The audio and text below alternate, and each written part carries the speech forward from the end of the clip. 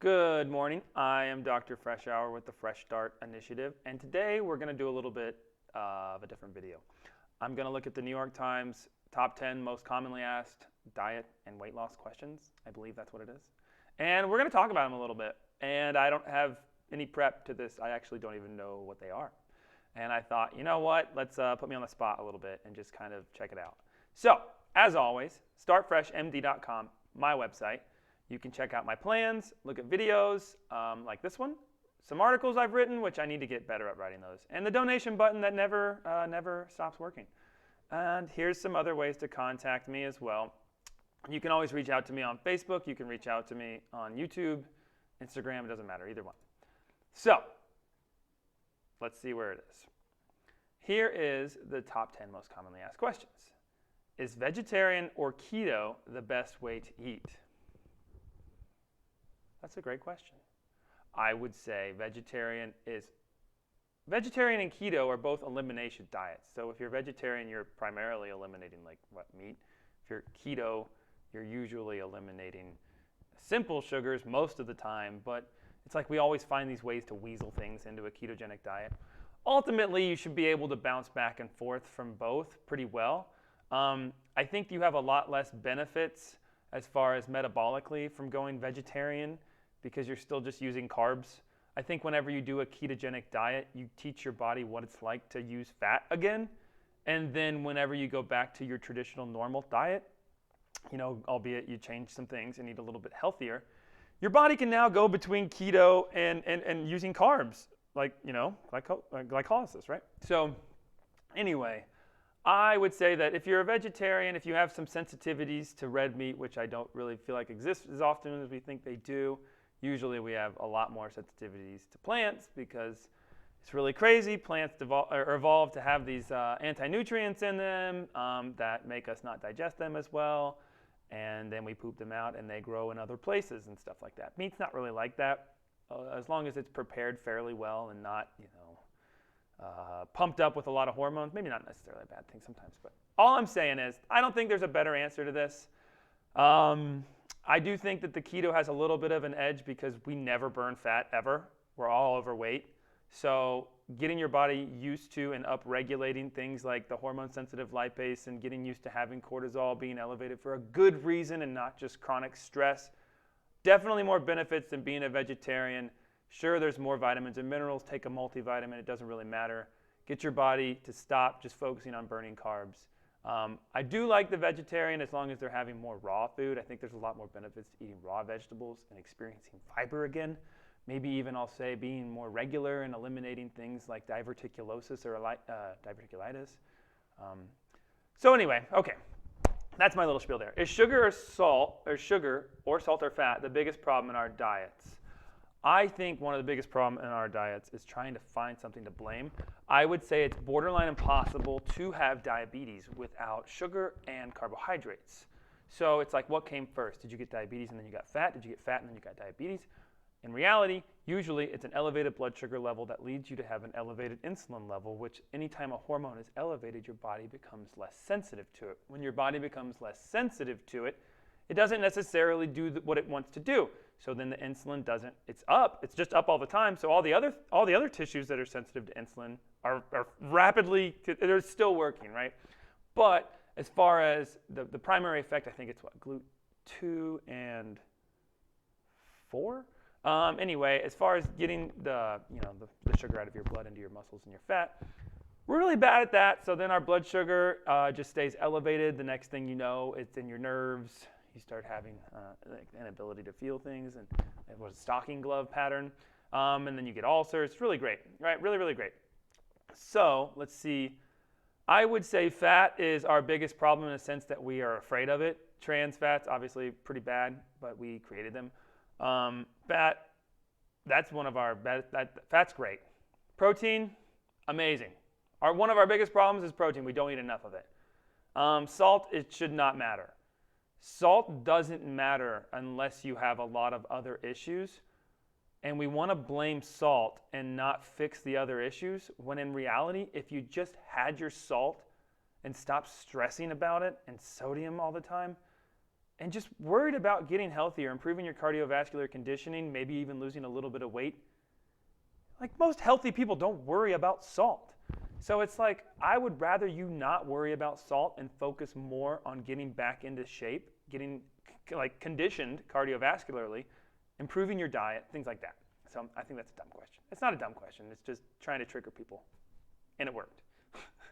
Do microwaves cause cancer? No.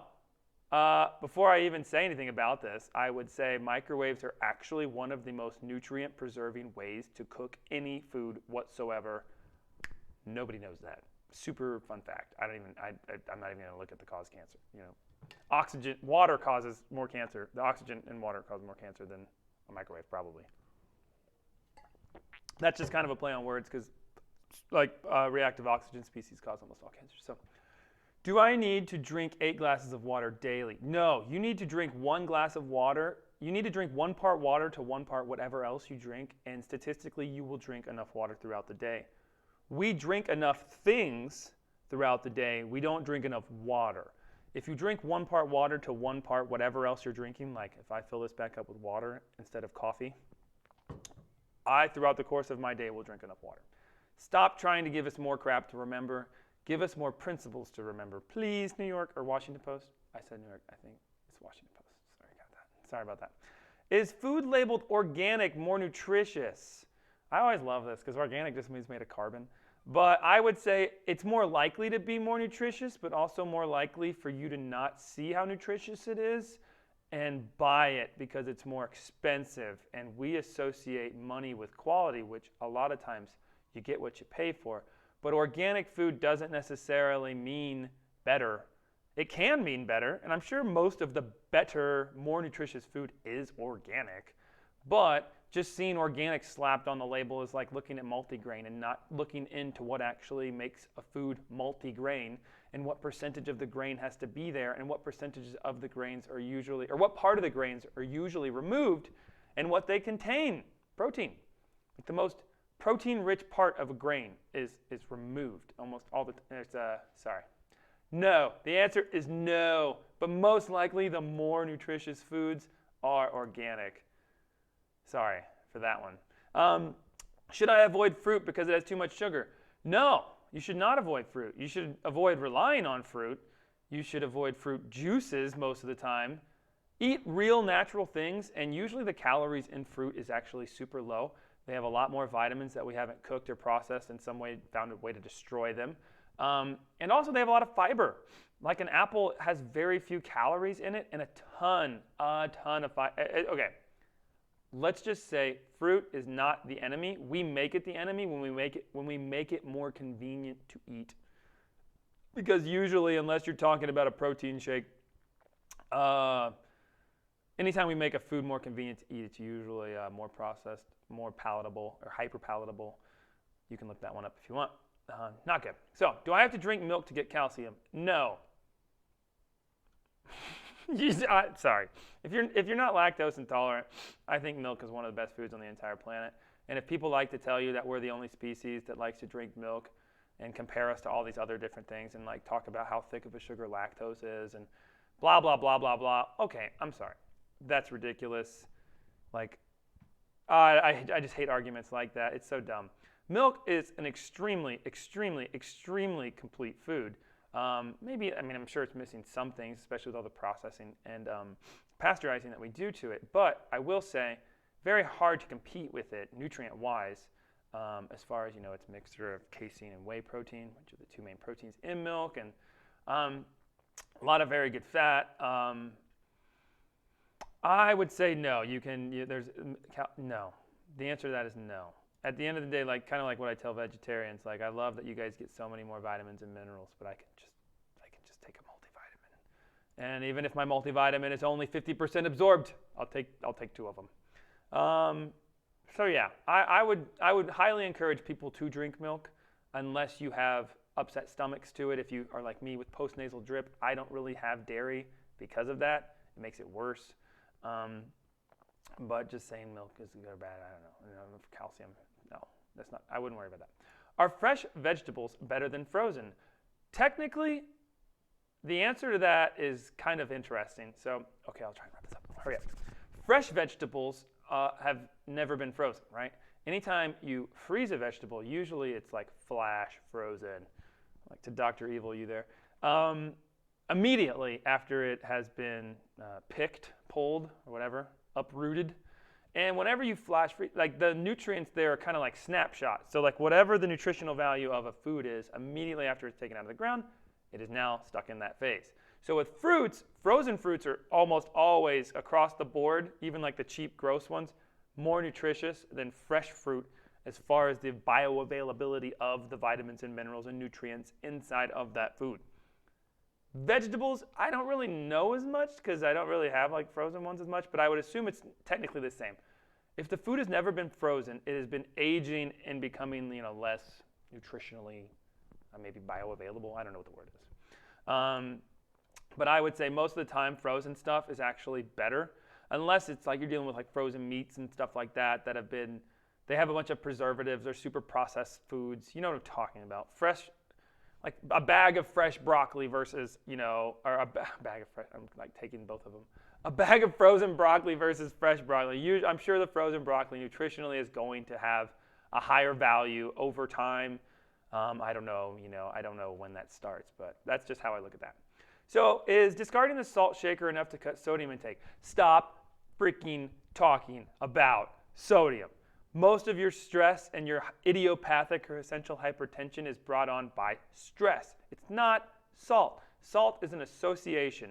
When your kidneys absolutely stink, then we have some different issues. If you've been a diabetic for 20 years, we can talk about your salt. If you have congestive heart failure and you're on like a hydrochlorothiazide or a salt or like a water pill or something, maybe we can have a little bit of a different talk. But if you've just been overweight and you're in your 50s, maybe you're 60 years old, you're not super diabetic, your blood pressure is not really bad, and you can still get up and down and move, focus on something else other than sodium. Whenever all you do is focus on sodium, you drive yourself crazy because every single thing that we love usually has salt in it somewhere. And I find it insane. I would much rather make somebody concentrate on eating more protein and not worry about salt. And then whenever you focus on eating more protein, you don't worry about salt, you improve your insulin sensitivity and start the process of reversing your type 2 diabetes. In the first place, maybe your blood sugar will get below 140 at some point, and you'll I don't know, maybe start to get off of the teat of modern medicine. Sorry, a little bit of it. Will eating soy give me man boobs? Oh man, that's funny. So there's things called phytoestrogens. Soy contains estrogen-like compounds, phytoestrogens that mimic human estrogen. And from all the little research I've known, because it's kind of fun that the soy term gets thrown around not only nutritionally these days, so it leads one like me to do some research. I would say that certain people are more sensitive to phytoestrogens or estrogen-like compounds than others. Those are also in sunscreen, by the way. So sunscreen versus sunblock. Sunblock sits on the top of the screen. Sunscreen goes into the... Anyway. I would say it probably does contribute to some men's man boobs, and other people it doesn't. Other men who are not as sensitive to it. But also there's most likely a lot of other things that are more important than soy. So yeah, sorry, fun video. I just wanted to go through this list. I thought it would be a little interesting thing to do. And it ended up being way longer than I thought and probably super opinionated. So as I go back and listen to this, I hope it makes the cut. So happy weekend. Hope you have a great day. I'm Dr. Fresh Hour. If you guys ever want to talk to me about a consult, those are free. The first week of my program, it's always free. If you have a friend who's on the fence and they want to talk to me first, feel free. And I will probably be doing a lot better about posting testimonials and maybe even getting some people to talk about it a little bit and their experience and how everything goes.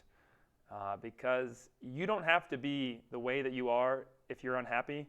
We can figure out a way to get you exactly where you want to be. So anyway, I am Tanner, Dr. Fresh Hour with Fresh Start. Have a great day. See you guys next time.